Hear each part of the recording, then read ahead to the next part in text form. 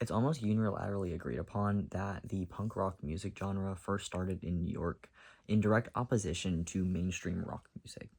The economics and living conditions in New York City during the early 70s were deeply shaped by profound financial crisis, which is, as maybe anyone could figure out, a perfect breeding ground for countercultural revolution. So, whatever. The entire city's in disrepair. They've entered into an economic depression. There's like a decrease of some 500,000 manufacturing jobs within about 7 years. So it doesn't really make for good life soup to, have a life there. With unemployment rates around 10%, it was like a really bad condition for New York City residents to live in, especially when all these problems, while they weren't as aggravated, they were very widespread spread across the country. So as I've mentioned, perfect storm. Across the ocean, things aren't faring much better either. What a lot of people neglect to tell you about war is once that post-war economy kind of, falls off, you're left with a whole bunch of jobs that there's not a need for. So you fire them all. And war is really great for the economy. But then when you don't have that war anymore, pew. So the World War II post-war economy, it had been like the economy had been steadily declining since World War II because they no longer needed all those manufacturing jobs. And then in the early 70s, that was the breaking point. And then this recession period, it was the early 70s, about 1972, 1973 is the official start and end dates. But it was a very prevalent issue across the globe for all the countries. It was a world war. A lot of people were very unilaterally affected. A lot of people were affected by it. So England notably also had these very similar economic issues as the United States, and New York City specifically. What do you feel when the situation and the conditions around you get horrible? You get angry about it. I mean, in some avenues, that's kind of all you can do. You just get angry and then you do nothing with it. But in this instance, people decided to put their words into microphones. Rather aggressively, but that's the entire point of punk. They were aggressive about what they believed.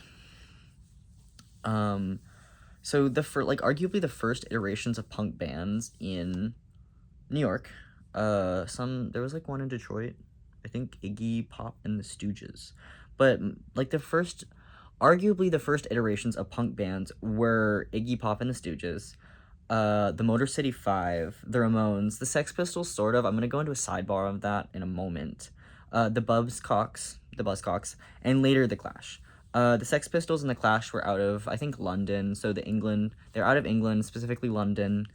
And so while all of these bands kind of weren't the big three of the subculture belief, the punk sound, and the fashion, they were the blueprint. They were the original foundation of these, of the punk subculture.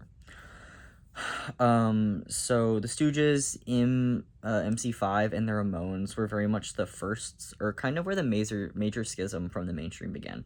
They were the originals, so they were the firsts. I just said that, but they were like, these were the three originals. Everything after that,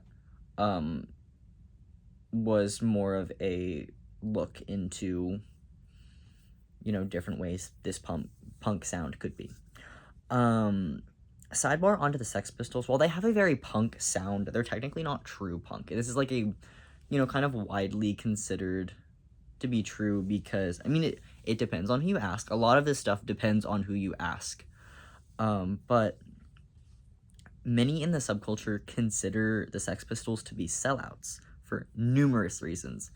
But even not in modern day, like at the very beginning, the formation of the Sex Pistols, because they used to be called the Strand, and then they hadn't anything out. It was a very loose collection, and then they renamed themselves the Sex Pistols, because they were kind of hired to promote avant-garde fashion. The line "Sex" by Vivienne Westwood and Malcolm McLaren.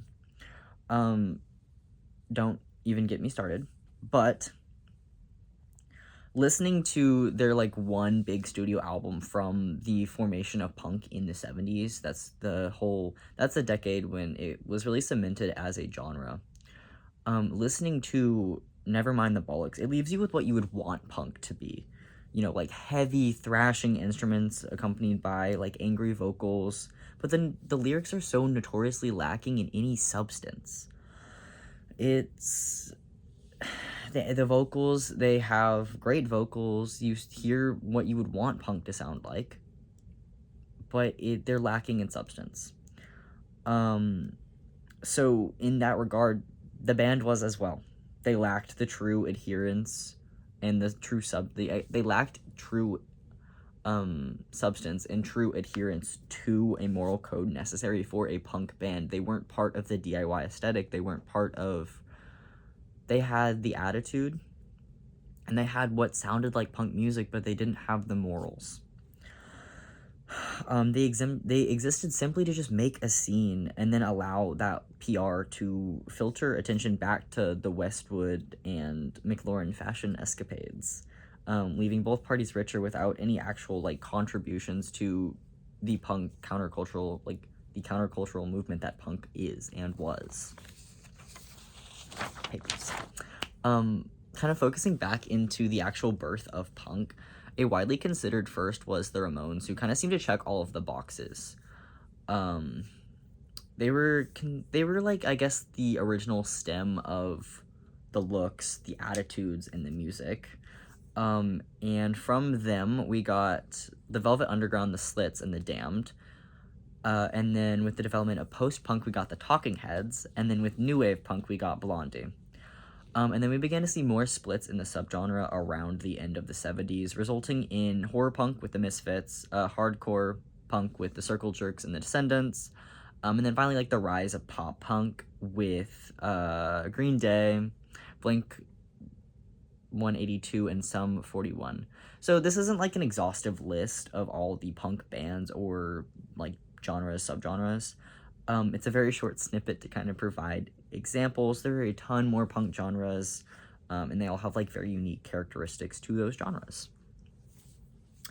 So, modern day punk music and what makes it punk music. Punk will always have resurgences when conditions get worse for working class people. That's kind of like a given. In some senses, that means that punk will never die out. Some of the more popular subgenres of punk right now, I think, are folk punk, which has a ton of regionally distinctive sounds based on kind of where the different bands are, based out of. And pop punk bands. Green Day is still very popular. Blink 182 is still very popular. Lots of pop punk, like, resurgences of the pop punk bands in younger generations. So as someone who listens to a ton of folk punk, I'm going to naturally think that they're more popular because that's what I see. But I genuinely do believe that folk punk is very popular because of how accessible it is. Much of folk punk features acoustic instruments that don't require electrical components, like amps, that kind of stuff. And of course you're punk, so you're screaming the lyrics. It's pretty easy to hear people. And so it depends on regionality, but a lot of folk punk, you have like a mix or myriad of these instruments. They don't have to be, but I see acoustic guitars a lot, banjos, fiddles, drums, sometimes trumpets, trombones, saxophones. All of these instruments have like natural projection, so it makes a lot of sense, kind of with the exception of drums, because they're usually easier to transport, less expensive to transport, and it's a lot easier to maintain these instruments. That's a very big selling point. Easier to fix these kinds of ones. Also, a lot of punk bands don't have traditional playing styles, which is a very nice way of saying that many of these people might suck at playing their instruments or singing. If you think about it in like a traditional music sense, like, oh, this person only knows 3 chords on a guitar. But then the way that punk is, like folk punk specifically, is so, but punk at large is so important. is that they do so much with those 3 chords. So it's an acquired taste, but it might seem cheap or cringy, but a lot of the punk bands, what they don't have for in skill, they make up with raw talent. And the ones who don't have raw talent make up for it in how much they care. So, like lessons, instruments, all these means of improvement, um, they cost money, like a lot of money. And to get really good at a skill, like obviously you have to practice it. So a lot of these punk bands, they start out very rough, gritty sounds.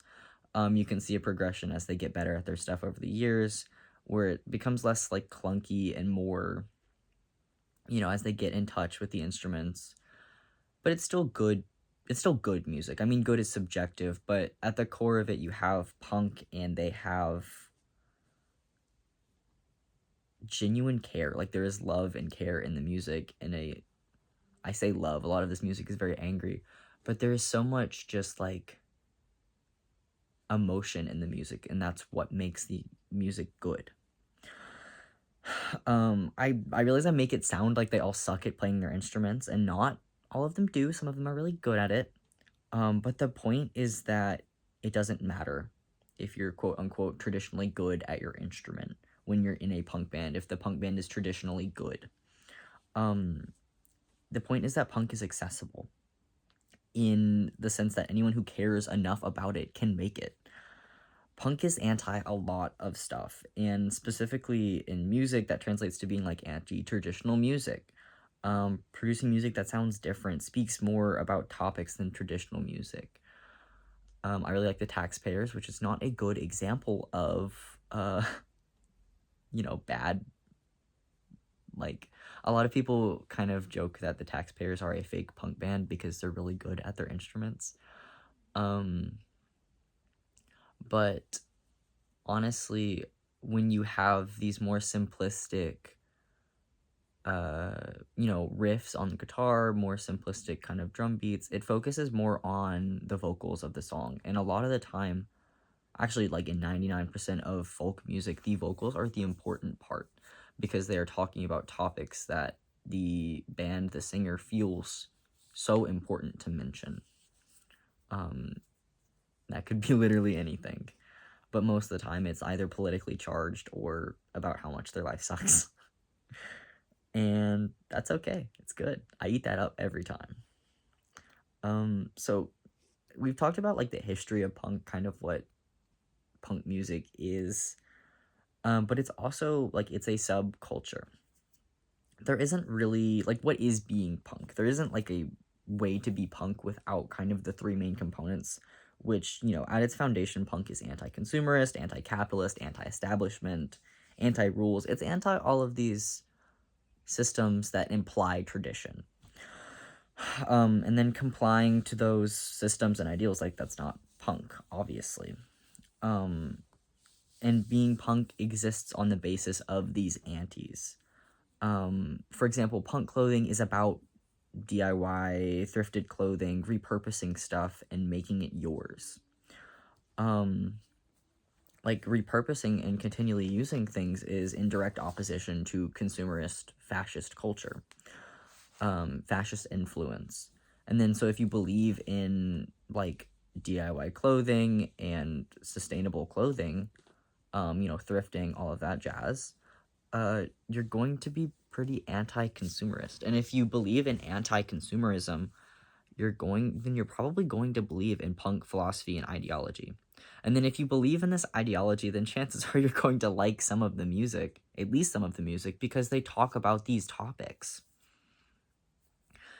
Well, you don't have to dress punk to be punk. If you don't uphold the ideology, then you aren't punk. So even, if you're thrifting clothes, like that's still punk because you're repurposing stuff, and to some aspect there's repair that's required for that, so it's DIY. I'm not saying you have to dress in all black and have a battle jacket, but you can't be buying from clothes from Target every single day and call yourself punk. It's very in opposition to everything that punk people believe in. So punk is about morality. It's about having these attitudes of nonconformity and just being a good person. Punk is a label, but it's also a promise. Being punk is a promise to yourself, to the people in the world around you, to do things that people won't for the sake of others, of calling out abusers and injustices, of being brutally honest about what you support, and sticking to that. Punk isn't a label you can just affix to the label of your jacket. It's like willy-nilly. There's not a right way to be punk, but you have to believe in your own individuality. You have to believe in the right to self-determination and to just be anti-fascist. There's so much more I could mention within that. But punk is intersectional. Being punk is intersectional because it's at the core of it is leftist beliefs, which are strongly ingrained in the subculture, and those beliefs are intersectional. Big surprise. You cannot be a Democrat and be punk. You can't be a Republican and be punk. You can't be conservative and be punk. You cannot be a fascist and be punk. You especially can't be MAGA and be punk. Being angry helps, but you have to believe in human rights and morals and stick to those. That's what being punk is about. And then last but not least, posers, obviously. They exist in every culture. But punk isn't one that you can just fall into overnight. You have to make so many conscious choices to get to being a punk and to identify, like, when you identify with a punk as being punk, there are so many things that you have to do to uphold that title that you've given yourself. You have to start with like detangling yourself from consumerist culture, in which, sidebar, that's a task and a half. People imitating punk culture can fall into kind of roughly 3 categories. People who are new and don't really entirely understand how to be punk, which is fine.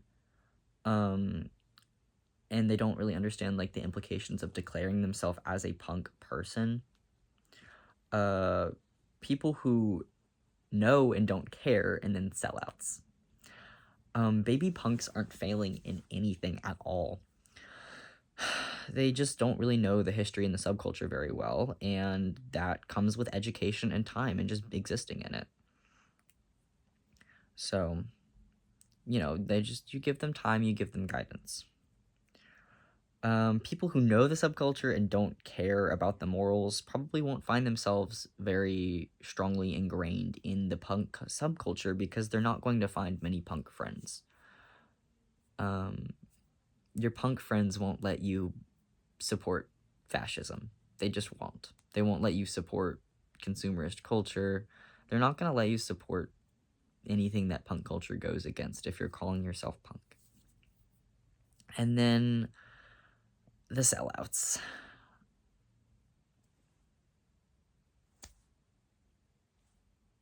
Yikes. Before we go on to sellouts, I actually just realized I skipped over something. People who kind of like, they know the subculture and they don't care. If someone genuinely cares about being punk, then they will listen to other punk people. They'll do their own research, and they'll make an effort to be part of the subculture. And then if they don't, that's not really someone you need to or should bother with, because that's just not... You have the right to self-identify as punk, but you don't have to make other people identify as punk either. In fact, you shouldn't. Forcing your beliefs onto someone else isn't punk. You can't force people to believe in anything. We all know that. You can exist as a guiding hand and help them if they wish for it, but that's kind of the extent of interactions you're going to have with people who know about the punk subculture and just don't fit into it, and that's fine. Sellouts. Sellouts are sellouts are sellouts. Don't support them and move on. There's a train. I love trains. Just don't support them. That's kind of all you have to do. Punk is so vibrantly angry, and that's good for a lot of reasons, but this anger should always be directed at like the sources of it, and not individual working class people unless they're directly perpetuating fascist movements. Never punch first. So, sellouts, be aware. Make sure your punk friends are aware. Don't support them. That's it. Kind of in recap, the history about punk is kind of as clarified as I can get. People are gonna have different opinions about the true starts of punk, what is and what isn't. But for this, I kind of tried to identify what the most widely accepted history was. The concept of being punk will vary from each person who engages with the subculture, but the unifying concepts are the political beliefs, the fashion, and the attitudes. It'd be pretty hard to find space for yourself in the punk community if you don't meet those indicators. None of this is an exhaustive guide on how to be punk, but rather my views on it. If you want to meet other punk people or just like-minded people in your community, I encourage doing mutual aid, um, like information sessions. I guarantee you're gonna find some punk people at your how to administer Narcan session to people in the community, or they're just, you know, punk or DIY shows, obviously, and just getting out into the world. In America, I know DSA meetings and Food Not Bombs meetings have disproportionately large amounts of queer people, but that's and like punk people, but that's because those beliefs are pretty ingrained in both of those subcultures, and that's a good thing. Finding alternative punk people isn't hard, but it does require you to put down your phone and meet people. So, get outside, make friends, you know. As always, I love you, and good night.